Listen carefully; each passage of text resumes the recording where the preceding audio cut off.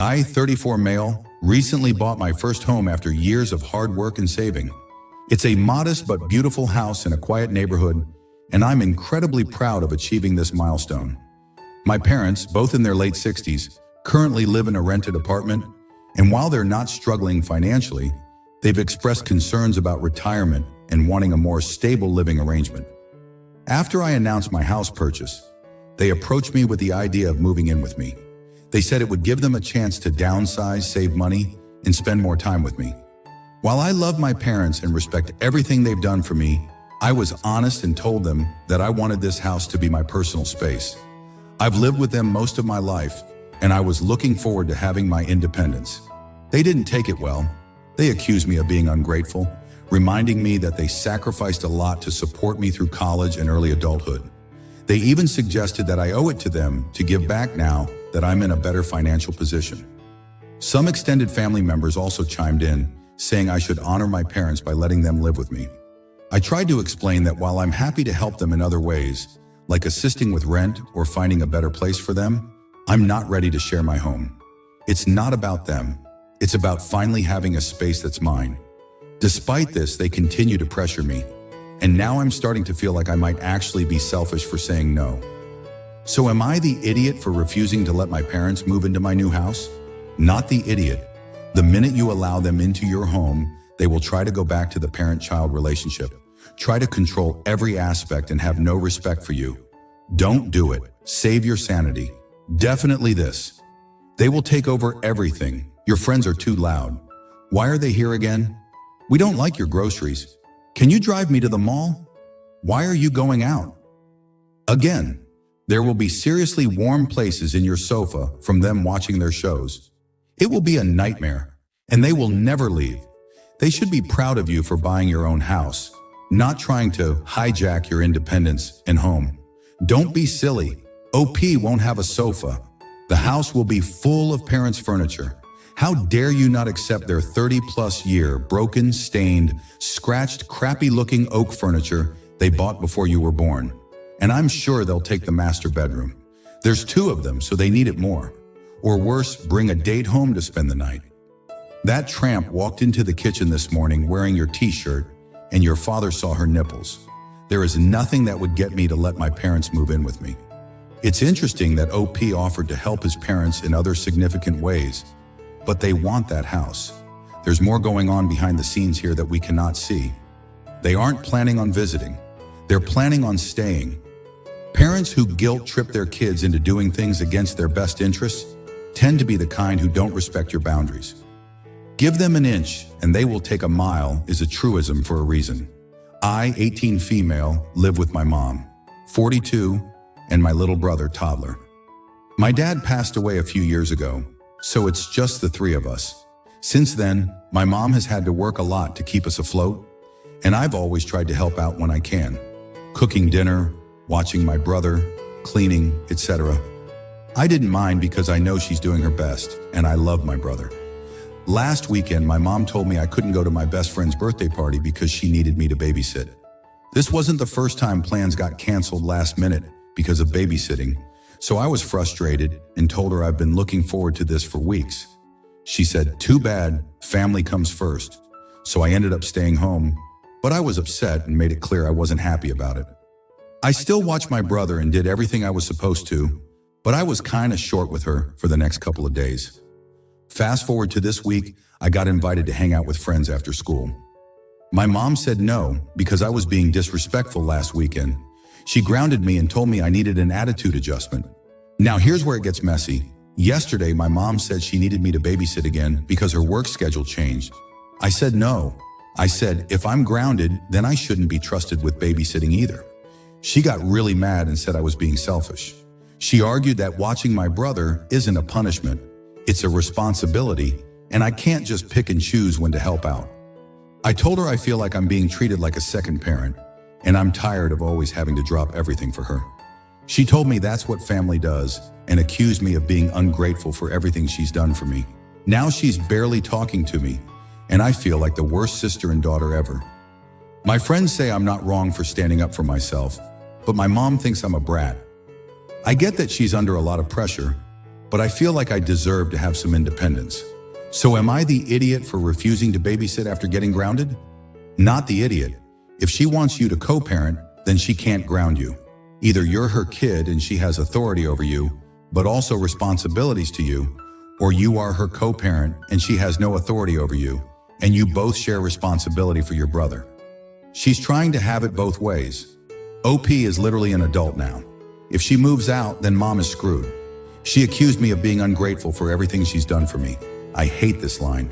You didn't ask to be born. Having you was her choice, not yours. She's legally obligated to care for you and your brother through the choices she made. She voluntarily signed up for those responsibilities. It's time she made good on them. Forcing your brother on you is crap. Not your job, not your kid. Sweetie, you're an adult now.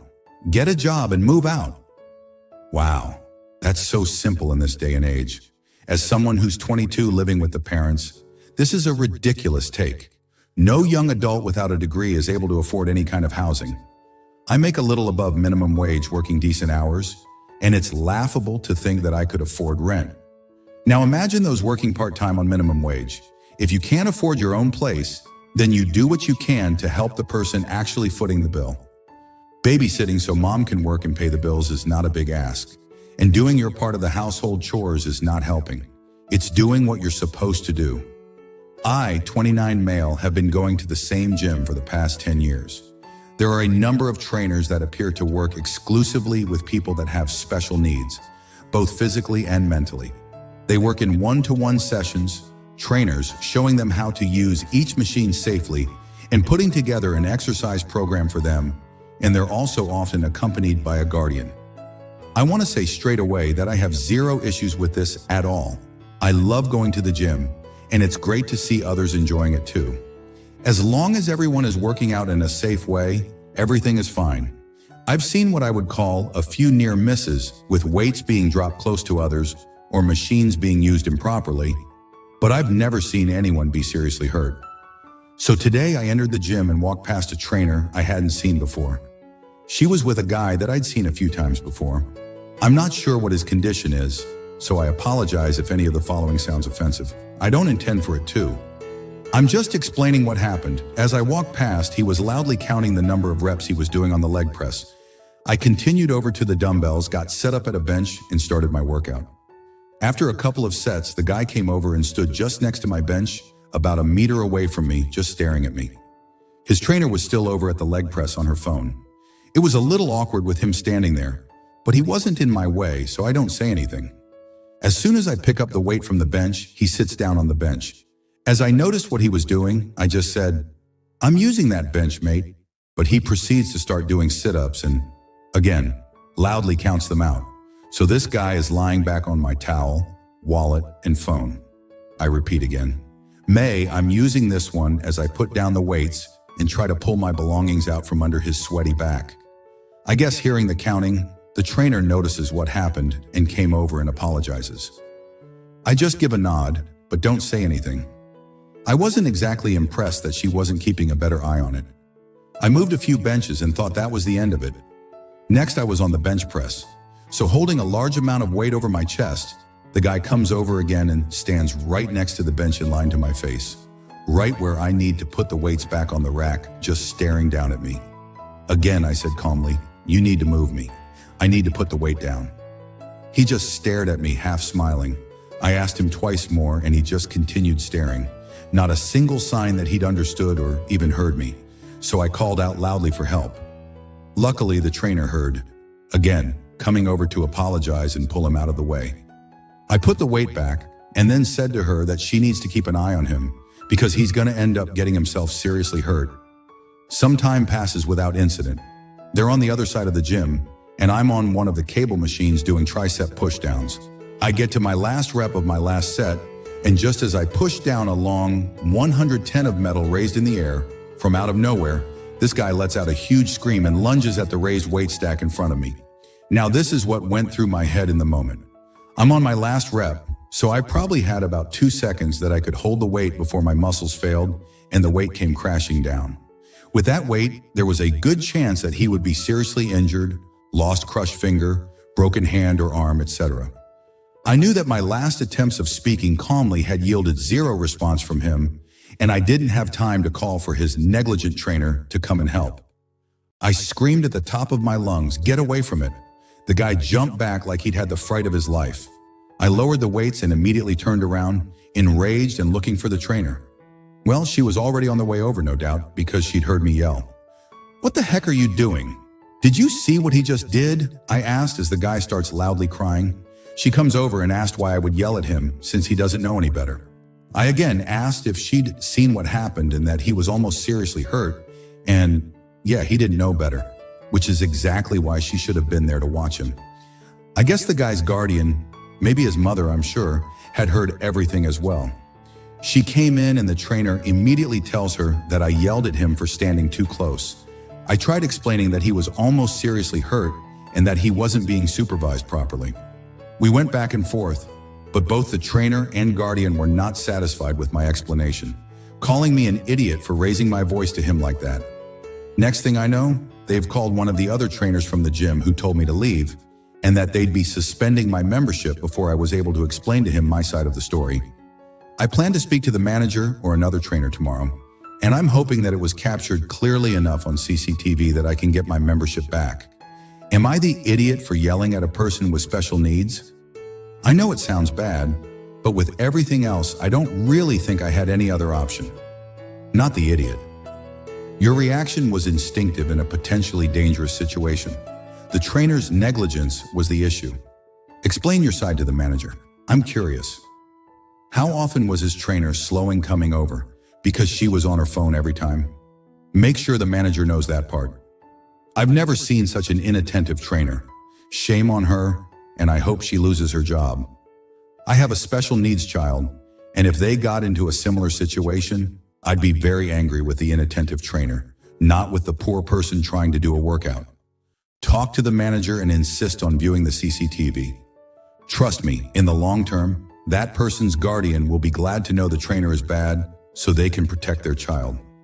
You are the idiot for yelling at the fellow and not the person responsible for him.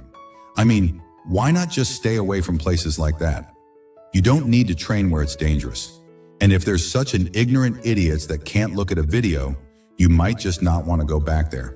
Update: I went by the gym this morning and asked to speak to a manager about what happened yesterday. They agreed to see me. I explained everything and asked if they could review the CCTV to see what actually happened and possibly reinstate my membership. I said that I believe the trainer yesterday had misrepresented what happened, as a lot of you pointed out, to hide the fact that she was not neglecting the guy she was meant to be supervising. Surprisingly, he said that this wasn't the first time they'd received complaints about that trainer. He said she'd only been there 2 weeks and has already had a complaint from both a client and another trainer from the gym. But we didn't go into detail about what those complaints were. He said to leave it with him and he'd get back to me. About an hour ago, I got a call from the manager saying he'd reviewed the footage, and it was consistent with my story. The first 2 interactions I had with him with the dumbbells and on the bench press were clear in the footage. The third time was apparently obscured by some other equipment, but he said it was enough to see the guy approach me from behind without the trainer, and he was willing to take my word about what happened next. My gym membership has been reinstated, and they've given me the next 2 months free. I think I'll be putting that money I saved towards a nice bottle of whiskey. He also said not to worry about the trainer. She won't be around anymore, so I think it's safe to assume she lost her job. Hopefully this is a wake-up call for her, and she won't be putting anyone else in harm's way in the future. Thank you all again for the support and advice. My father died when I was a twin, and my older brother was a teen. He was practically a boy when my mother went into a depression that affected her for years. My brother stepped in and took care of us. He helped out around the house and helped me with school while my mother was getting treatment. He basically became my father figure. I didn't want him to grow up so fast, but I was a little girl who just been orphaned. I wouldn't be able to do much. Time skip. Now I'm 26, and my brother is 31. My mother got better years later and met a guy named A who seems really nice. But he can't have children biologically. That's why his wife separated from him years ago. The problem is I'm getting married in 2 months. So my stepfather insisted on walking me down the aisle because it would be the only chance he could do something like that. But I really wanted to be my brother because no one deserves this more than him. Now, half of my family's on my side, and the other half said that I should go with my stepfather because my brother would look aesthetically weird next to me since we're close in age. What do I do? Tell everyone to go screw themselves, lose the chance to go with my brother. I don't know how to talk to my mother because she's not so mentally stable anymore. Possible relevant info: mom, 51, stepdad, 55, and they've been together since I was 20. Not the idiot. The weirdness of telling an adult that you didn't even know as a kid that you want to be a centerpiece of their wedding day is, well, weird. Really weird. Like you've known this dude for a few years. That would be aesthetically weird. This is just some weird boundary stomping. I've taken your thoughts and feelings into consideration. I will be continuing with having my brother, who acted as a father to me in my formative years, walk me down the aisle. I look forward to enjoying the day and consider this conversation closed and then shut it down. Anytime it's brought up, hand up, walk away, or don't respond to the text because this is just weird behavior. Aesthetically weird. I mean, come on. I've been to dozens of weddings and maybe 10 or 20% of them had the dad walk the bride down the aisle. I've seen the father-in-law, steps, cousins, BFFs, alone, moms, grandmas, grandpas, people in costume, their kids. Come on, it's your wedding. Do what you want. People need to find their own business to be in. Your brother sounds amazing. Your brother has been your father figure since you were 12. He deserves the honor of walking you down the aisle.